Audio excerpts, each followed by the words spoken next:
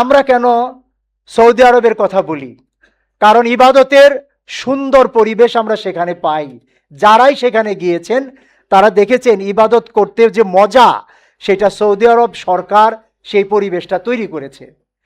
আমরা সৌদি আরবকে অন্য কোনো কারণে ভালোবাসি না, ভালোবাসি তার তাওহীদ এবং সুন্নাহর কারণে। সেখানে যদি মাজার পূজা থাকতো, সেই দেশটা যদি সেকুলার হতো, তাহলে কি আমরা সৌদি আরবের কথা বলতাম? কখনই বলতাম না।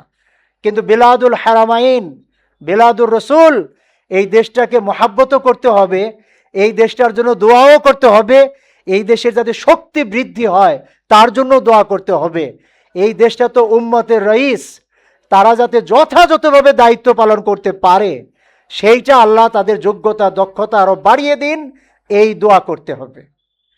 আমরাও চাই তাদের মতো করে আমাদের দেশেও শিরক এবং বিদআত মুক্ত পরিবেশ তৈরি করতে, যাতে মানুষ পূর্ণ তৃপ্তির সাথে ইবাদত করে জীবন কাটাতে পারে, যেটা ওয়ামা খালাকুল জিন্না ওয়াল ইনসা এই আয়াতে প্রতিফলিত হয়েছে।